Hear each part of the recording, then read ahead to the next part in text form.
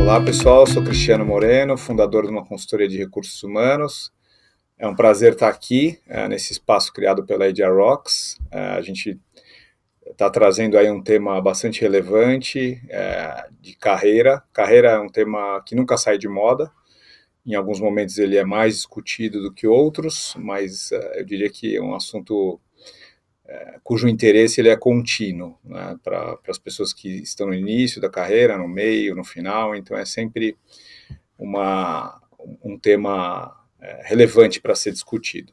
Antes de entrar no assunto carreira, eu vou falar um pouco sobre o mercado, né, um olhar mais macro, para depois a gente mergulhar aí no tema específico. Então, começando a falar de mercado, bom, 2018 oficialmente seria o ano da retomada do mercado em termos de contratações. Está sendo um pouquinho mais lento do que o previsto, mas está acontecendo. As previsões iniciais de PIB giravam em torno de 3%, já tem as revisões para 2,5% e até um pouco abaixo disso, mas de qualquer maneira é um crescimento que não vinha acontecendo há algum tempo. Tem algumas reformas importantes sendo discutidas. A mais importante para o tema específico de hoje, que é carreira, é a reforma trabalhista, né, que já foi aprovada com alguns ajustes e ainda tem aí provavelmente algumas mudanças, mas a essência da reforma já está em vigor e as empresas já estão tomando algumas decisões em relação a isso. Em relação à remuneração, mais especificamente, as empresas estão trabalhando na mediana de mercado, estão usando mecanismos de remuneração variável cada vez mais para atrelar a remuneração à performance. É uma forma da empresa economizar em custo fixo e atrelar o pagamento de uma remuneração a um resultado que o colaborador vai gerar. Em relação às áreas mais aquecidas, falando de mercado de uma maneira geral, poderia dizer que biotecnologia, inteligência artificial, robótica, Big Data, blockchain, criptomoedas, internet das coisas, são as áreas mais quentes aí de 2018. As empresas estão buscando cada vez mais aprofundar os conceitos de compliance e de governança, até por conta de tudo que a gente vem passando no Brasil nos últimos anos. Então, a transparência está sendo, de fato, mais buscada. Tem um longo caminho pela frente, mas já é um primeiro passo. Em relação aos segmentos aí aquecidos, a gente pode falar de tecnologia, sempre tem um déficit de profissionais há um bom tempo e vai continuar, então tem muito mais vaga do que pessoas trabalhando nessa área. O setor financeiro já apresenta uma certa recuperação, energia, construção civil, bens de consumo e agronegócios, que também praticamente atravessou a crise toda aí sem ser impactado. O RH, ele tem que ser mais do que simplesmente estratégico, ele tem que ser partner, a gente fala, né? Parceiro, de fato. E um player da empresa, não simplesmente ele ajudar nesse processo de estratégia, mas ele tem que ser considerado o tempo inteiro na tomada de decisão, na construção do plano de negócio desde o princípio. Então é uma mudança significativa aí de papel da área de RH no cenário que a gente está vivendo. Os conceitos aí de marca empregadora, cultura, propósito, continuam em alta, não é de agora, mas eles, nos últimos anos, vêm ganhando força, e em 2018 eles são ainda mais relevantes. Aqueles conceitos tradicionais de universidades corporativas voltam a ganhar força em 2018, 2019, por conta justamente das empresas querendo investir mais na qualificação dos funcionários e tendo mais orçamento para isso. As empresas estão usando muito o conceito de job rotation também, até por conta de redução de custos, ou seja, identificar profissionais que tenham um perfil de competências que podem trabalhar em diversas áreas. Isso faz a empresa girar, gera um ambiente favorável, né, é bom para os colaboradores e é bom para a empresa também, porque ela não precisa ficar buscando profissionais de mercado constantemente. Falando um pouquinho agora, eu estava falando sobre as empresas de uma maneira geral, agora estou falando sobre as lideranças, né? O que o líder vai enfrentar e está enfrentando ao longo desse ano? Ele está sendo mais desafiado na gestão de pessoas, de uma maneira geral, então ele precisa dar feedbacks mais constantes, né, até para fazer a gestão de desempenho de uma maneira mais frequente do que ele fazia. Então, antigamente fazia-se uma reunião anual, hoje em dia se faz uma reunião mensal, quinzenal, né, espera-se o final de uma atividade, de um projeto, e o ideal é que o líder já bata esse papo com o colaborador para gerar aí o desenvolvimento. O líder, até pelo cenário de mercado que a gente está vivendo, ele tem que ser mais inspirador, mais próximo, mais acessível e mais transparente. Essas novas gerações demandam esse novo perfil do líder, um pouco diferente do líder aí de 10, 20 anos atrás. Ele tem que se comunicar melhor com a sua equipe e com a empresa, fazer uma melhor gestão do tempo e tem que ser mais eficiente, né? Porque, na verdade, o mundo que a gente vive, o chamado mundo VUCA, né, que, para quem não conhece, vem do termo em inglês vulnerabilidade, incerteza, complexidade e ambiguidade. É um mundo onde a velocidade da transformação é muito alta, e muito mais alta do que a gente já presenciou. Isso faz com que os líderes tenham que lidar com essa pressão que é muito maior, e a gestão do tempo fica ainda mais crítica nesse cenário. Além disso, o líder tem que se preparar, se qualificar cada vez mais, por conta também do mesmo motivo. Ele tem que se estruturar para ser um mentor ou um coach, ou líder coach, né, no sentido de fato estar disponível para ter essas conversas com os colaboradores, não só os colaboradores diretos, mas os colaboradores da empresa como um todo. A gente até acha relevante que o líder faça isso não só dentro da sua própria área, para ele se desenvolver também nesse quesito.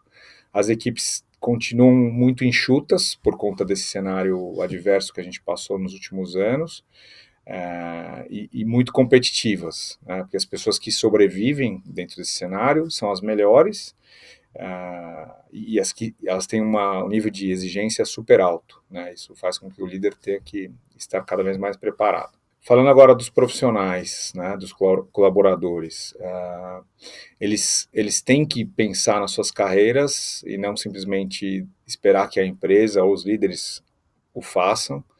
A história do colaborador ser protagonista no assunto da carreira. Ele tem que estar o tempo inteiro refletindo, né, sobre o que ele quer, aonde ele está, aonde ele quer chegar. Não necessariamente significa ele mudar de trajetória constantemente, mas assim, ele tem que estar no centro da análise da carreira e não esperar que caia do céu esse tipo de discussão. A questão da sustentabilidade, responsabilidade social está ganhando importância também para o colaborador, e não só, antigamente era um movimento que vinha das empresas, como uma estratégia de marketing e de negócios, agora o próprio colaborador valoriza mais as empresas que têm esse conceito de fato na sua estratégia.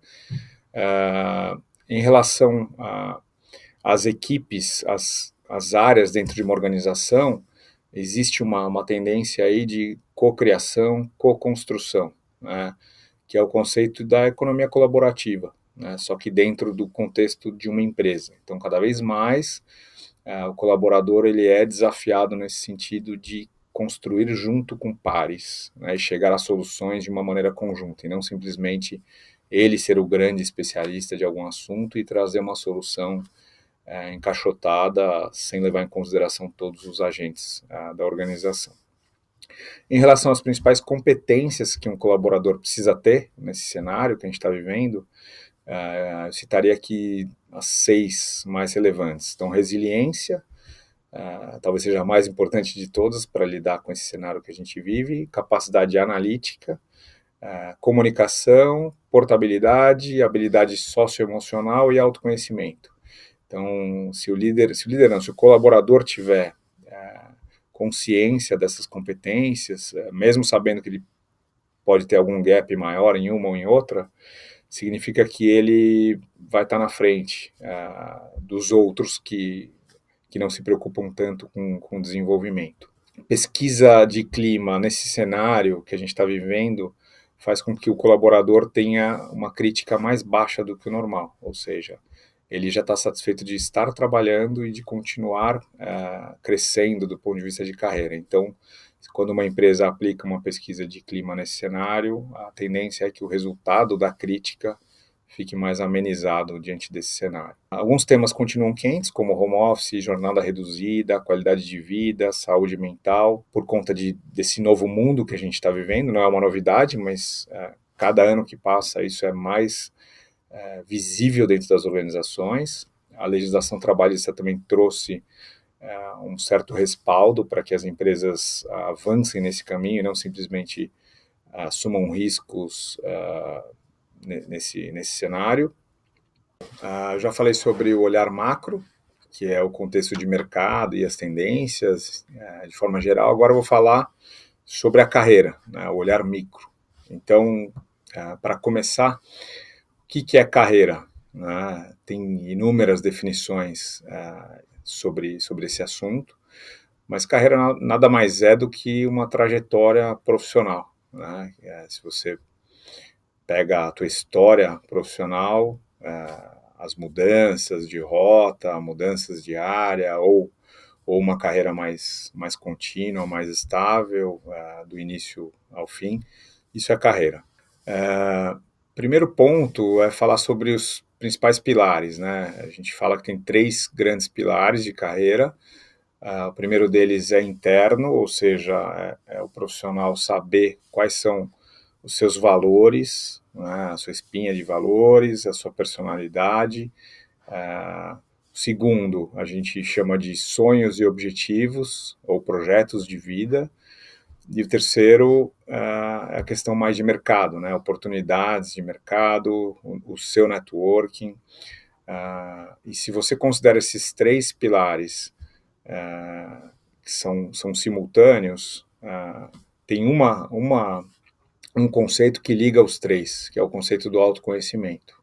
Né? Então, tanto quando a gente fala de valores e personalidade, como projetos de vida, como mercado, se você juntar os 3, a intersecção vai dar o autoconhecimento. Então, quanto mais autoconhecimento profissional tiver, mais probabilidade de sucesso e de satisfação de carreira ele vai ter. Existe um conceito novo chamado carreiras inteligentes, também, que é de um estudioso, e ele fala aí de 3 variáveis aí. A primeira delas é o why, a segunda é o how e a terceira é o whom. Então, o why, na verdade, a gente está falando de você conhecer os porquês das suas escolhas, né? Analisar aí os seus objetivos, os seus valores e entender o porquê que você está interessado em fazer aquela escolha naquele determinado momento. Já o conceito do how é você conhecer quais são as suas competências e habilidades que vão te ajudar naquele momento de carreira, né? Para uma determinada escolha ou outra. E o último é o whom, né? Desenvolver a sua rede de networking, de relacionamento, para você alcançar o que você deseja. Então não adianta você ter o why claro, o how claro e não ter o whom, porque o mercado está cada vez mais competitivo. Há 40, 50 anos atrás a gente competia com pessoas locais, né? Pessoas do teu bairro, da tua cidade. Hoje a gente compete com o mundo inteiro.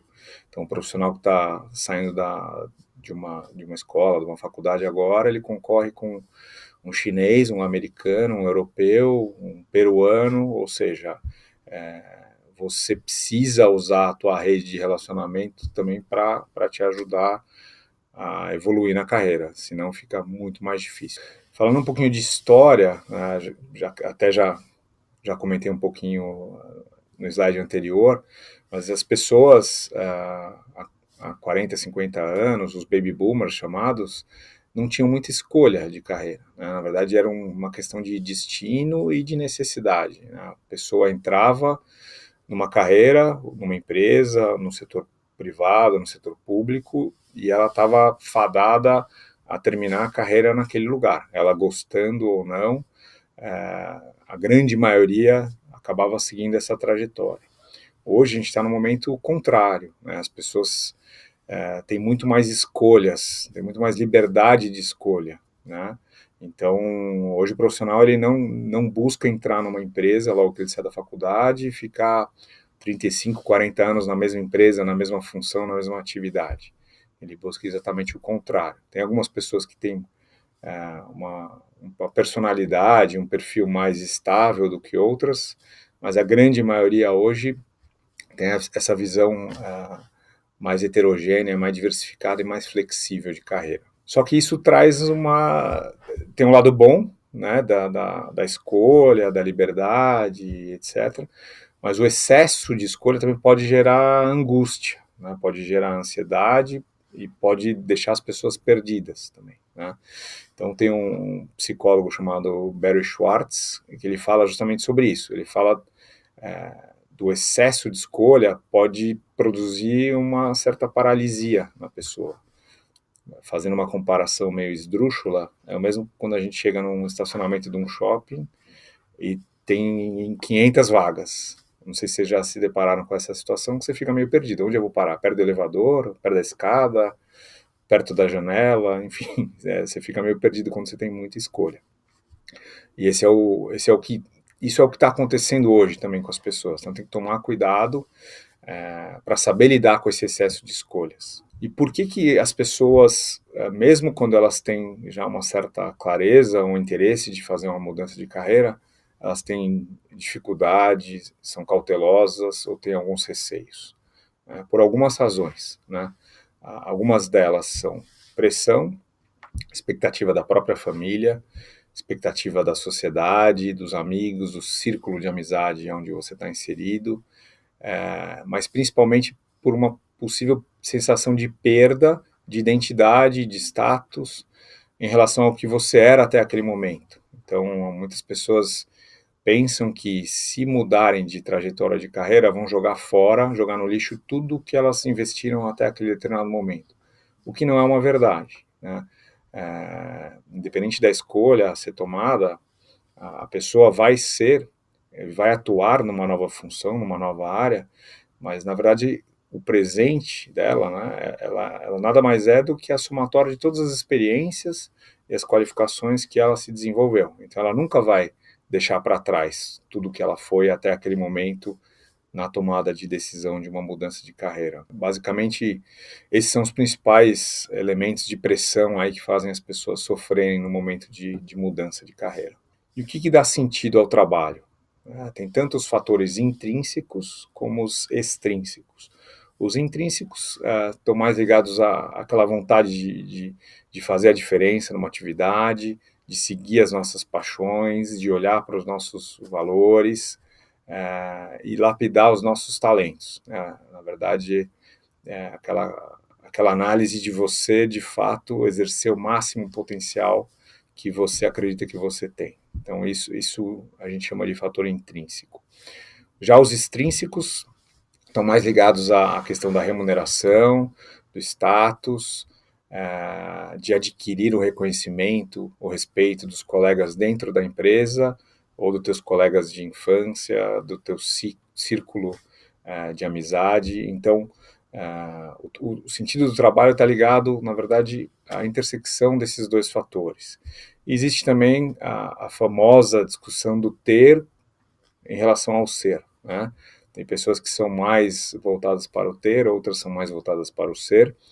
Depende também do momento de vida de cada uma, mas é importante levar em consideração esses dois conceitos, né? Então, não necessariamente acumular posses e bens materiais no longo prazo ou longuíssimo prazo vai gerar o sentido do trabalho, o propósito e a satisfação. Então, as pessoas devem sim considerar o aspecto material, principalmente quando a gente fala das necessidades básicas. A partir do momento que as necessidades básicas são cumpridas, as pessoas podem já refletir sobre a questão do ser também, não simplesmente a questão do ter. E como é que a gente experimenta novas possibilidades e novos caminhos de carreira, né?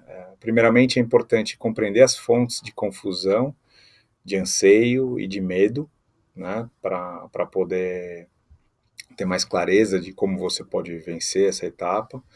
Em seguida, rejeitar o mito do emprego único, que provavelmente era uma história dos nossos pais, ou nossos avós, ou bisavós, e saber lidar com esse novo formato, eventualmente de trabalhar em vários lugares ao longo da vida, trabalhar por projeto, trabalhar em até 2 projetos ou 2 empresas simultaneamente. E, por fim, não menos importante, agir primeiro e depois pensar.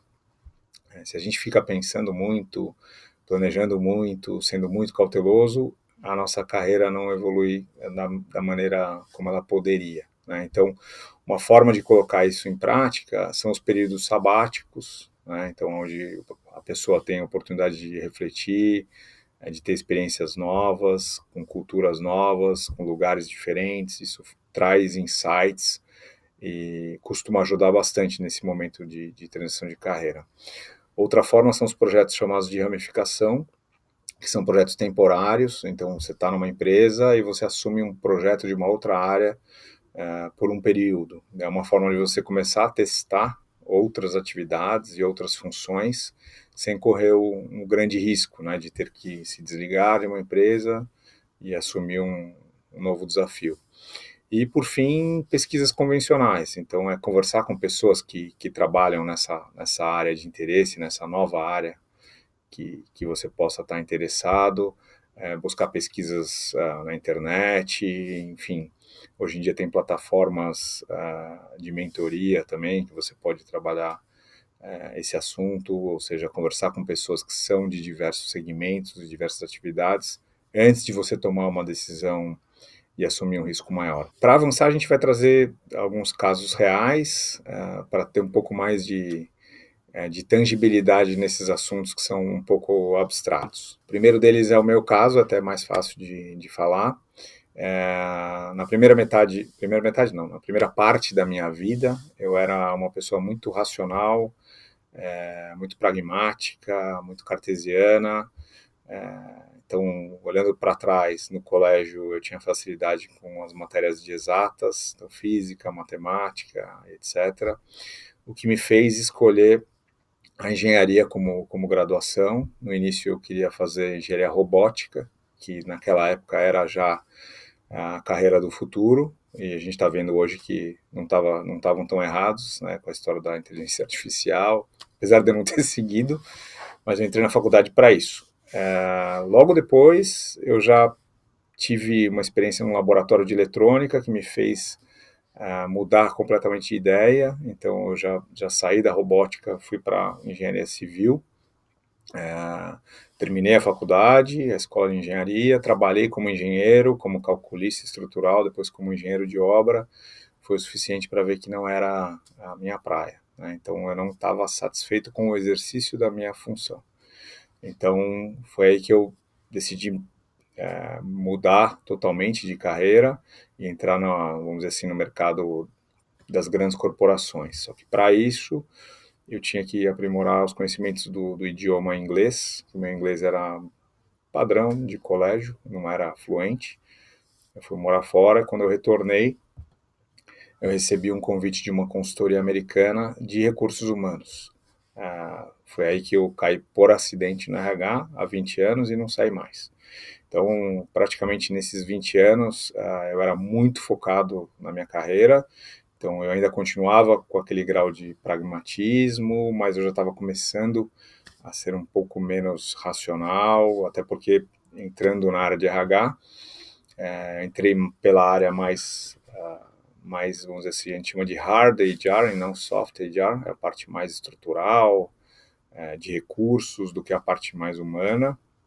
Mas ao longo do tempo eu fui avançando nessa parte e me desenvolvendo nessa parte como um RH mais completo. Mas dentro desse período eu senti necessidades também de mudança. Acabei saindo do Brasil para fazer um mestrado em business, que eu fazia business na consultoria sem ter conhecimento teórico de business. Então, fui fazer o mestrado, retornei. Aí, quando eu retornei, eu ainda estava na consultoria. Aí eu senti uma inquietude em relação a que lado da mesa eu gostaria de estar, se era do lado da consultoria ou do lado do RH. Então eu vendia produtos e projetos de RH sem ter sido um RH. Foi aí que eu aceitei um convite e fui para o outro lado da mesa. Aí eu passei por algumas grandes empresas, passei por ABN, Telefônica, Votorantim, a última foi a Vale do Rio Doce, a mineradora, até que eu tive um novo momento de inquietude e decidi montar a minha própria consultoria. Nesse intervalo, eu tive a oportunidade de fazer um sabático, assim como eu disse agora há pouco, né? São momentos que, quando você tem essa oportunidade, ela acaba te ajudando a tomar a decisão. Eu passei um semestre viajando aí pelo mundo, e aquelas minhas ideias anteriores ao sabático foram confirmadas, então eu fiquei mais confortável com a tomada de decisão na sequência do sabático. Então, montei a minha consultoria logo que eu cheguei no Brasil. Hoje, então, na verdade, eu sou um consultor empreendedor. Me sinto muito mais satisfeito e realizado com a minha atividade hoje do que com a minha atividade como executivo. Então, olhando hoje para esses 20 anos de trajetória no RH, eu consigo, de fato, confirmar que eu tenho mais perfil consultivo do que executivo. Então, eu me considero no chamado estado do flow, que é um conceito que um estudioso no assunto aprofundou. Basicamente, a gente está falando de você se sentir muito bem quando você está fazendo uma atividade. Você está se sentindo pleno naquela atividade, você praticamente não se distrai com outras coisas e você consegue ir muito além do que você iria se você não estivesse no conceito de flow. Para terminar, eu gostaria de deixar essa reflexão. Eu não sei o que vai acontecer comigo daqui para frente, não tenho a menor ideia, mas eu gosto de voltar para a minha essência, meus valores e meu propósito. Eu já fiz algumas reflexões sobre isso e cheguei à conclusão de que o meu propósito aqui nesse mundo é ajudar as pessoas e ajudar as empresas.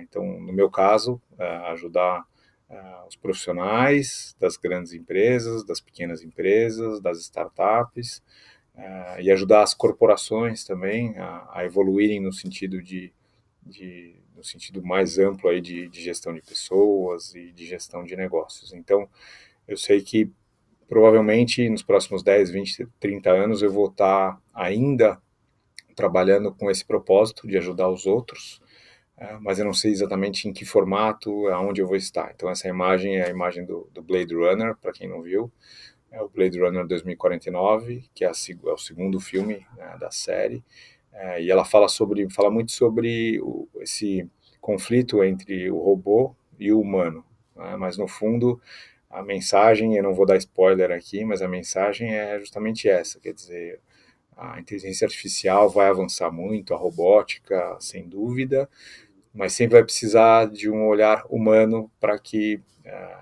o resultado seja de fato melhor e a evolução continue numa boa trajetória. Bom, gente, não tem como falar sobre carreira sem tocar no assunto de mindfulness, que é um assunto que está bem em voga atualmente e pode ajudar muito as pessoas, não só na reflexão de carreira, como nas próprias vidas, né?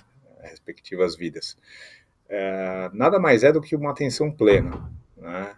A questão de você respirar, enfim, tem pessoas que já estão entrando no caminho da meditação, aí tem pessoas que têm mais propensão, outras nem tanto.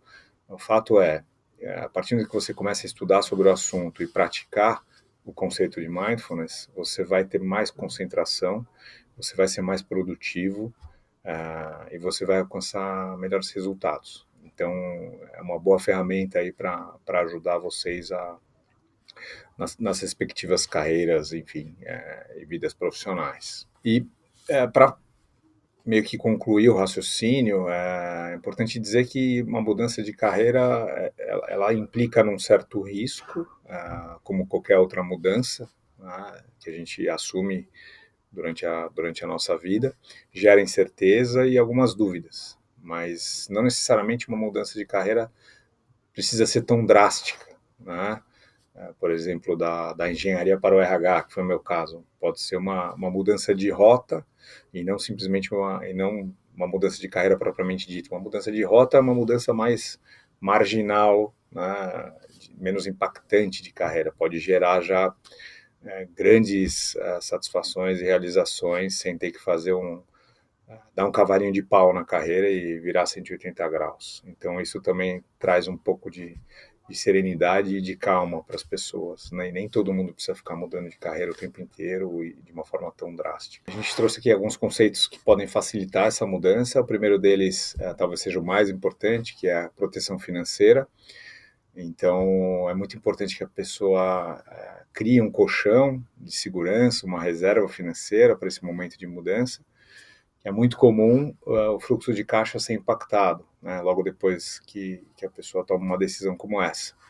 Então, para evitar que ela tenha que voltar atrás e gere uma ansiedade muito grande, a gente recomenda que a pessoa tenha esse planejamento financeiro. Outro ponto importante é a questão das declarações públicas. O que seria isso? Você conversar com amigos, com colegas, enfim, com pessoas de mercado sobre as suas ideias, suas reflexões de carreira. A partir do momento que você está fazendo isso, você está refletindo, você está introjetando mais o assunto, você está aprofundando mais a reflexão e pode também facilitar a tomada de decisão. A questão do poder da palavra escrita, o fato de você também, eventualmente, começar a escrever sobre essa reflexão, fazer um diário de bordo, alguma coisa nessa linha, também ajuda a você num momento de mudança relevante como esse. E, por fim, a questão do mindfulness, que eu acabei de comentar. Então, mesmo que você não conheça o conceito, é interessante estudar, aprofundar um pouco, tentar conhecer técnicas de respiração, tudo isso faz com que você tenha mais concentração, seja mais produtivo e atinja melhores resultados na sua vida, na sua carreira. Então, basicamente era isso que eu tinha para falar. Pessoal, agradeço aí a oportunidade que a Agile Rocks me deu. Essa apresentação vai estar disponível, até com alguns exercícios de reflexão, que eu acabei não entrando no detalhe aqui, mas acho que para quem tiver interesse eu recomendo. Espero em breve estar aqui nesse espaço falando novamente sobre algum outro tema de interesse de vocês. Tá bom? Obrigado. Tchau, tchau.